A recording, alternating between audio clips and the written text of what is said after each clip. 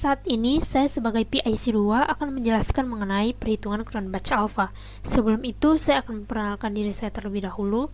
Perkenalkan, nama saya Jennifer Wandi dari kelas 1A dengan NIM 015412000025. Saat ini sebelumnya saya akan menjelaskan mengenai Cronbach alpha. Apa itu Cronbach alpha? Jadi Cronbach alpha ini adalah perhitungan untuk menilai reliabilitas dari suatu data. Nah, suatu kuesioner itu dikatakan reliable atau sering kita sebut handal dan valid jika jawaban seseorang itu pernyataannya konsisten dari waktu ke waktu. Nah, sebelumnya kelompok saya ini telah melakukan penelitian melalui form dengan tema pengaruh COVID-19 terhadap industri pariwisata di Indonesia. Nah, kami menemukan 30 responden dengan disajikan 10 pertanyaan. Di sini kami telah mendapatkan datanya, dan data tersebut sudah saya pindahkan ke dalam tabel ini dengan ketentuan sebagai berikut. Responden yang sangat tidak setuju mendapat poin 1, tidak setuju 2, netral 3, setuju 4, dan sangat setuju 5. Maka saya telah memindahkan semuanya dari pertanyaan 1 sampai ke 10 hingga responden 30. Nah, untuk menghitung Cronbach alpha ini kita ketahui ketetapan rumusnya adalah sebagai berikut, di mana alpha sama dengan K per K-1 dikali 1 kurang ini adalah sum of the item variances, dan ini adalah variance of total score. K ini adalah jumlah pertanyaan yang kita sajikan. Nah, lalu langsung saja kita isi menurut tabel ini.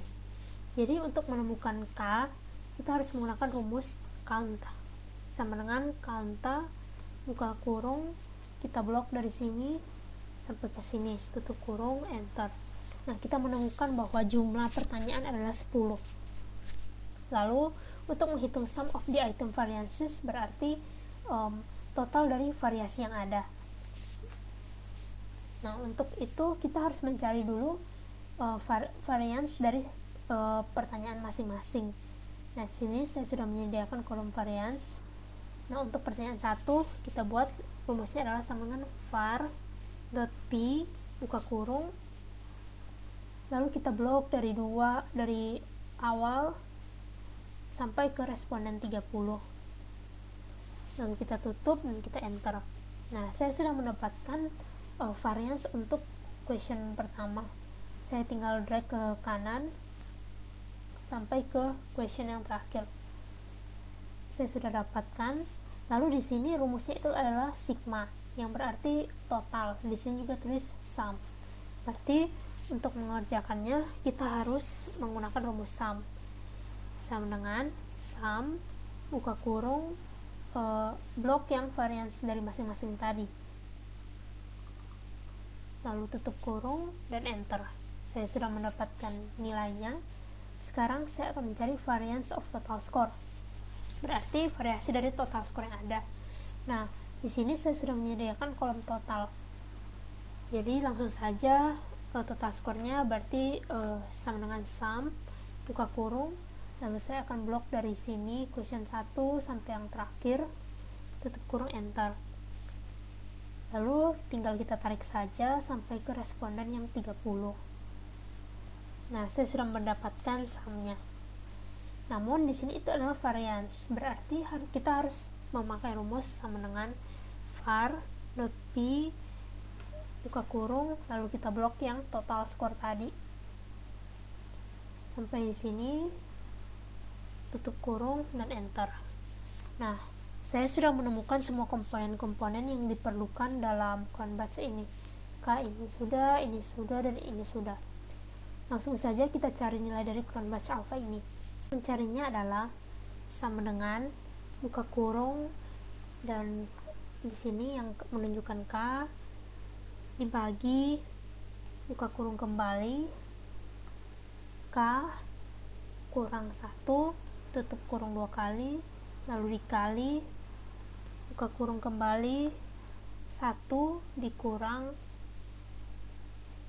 sum ini sum of the item variances dibagi variance of total score, lalu kita tutup kurung dan kita enter. Nah, di sini saya telah menemukan nilai dari Cronbach alfanya yaitu 0,44948 atau bisa kita sebut 0,45. Berdasarkan hasil research yang saya lakukan di internet, kuesioner dikatakan handal apabila nilai Cronbach alfanya sekitar lebih besar dari 0,6 dan sangat handal apabila lebih besar dari 0,8. Nah, dan nilai Cronbach alpha yang kelompok kami dapatkan itu tergolong di dalam kategori cukup handal. Jadi dapat disimpulkan penelitian yang kami lakukan ini kuesionernya cukup handal namun belum sampai ke tahap handal. Sekian dari presentasi saya, terima kasih.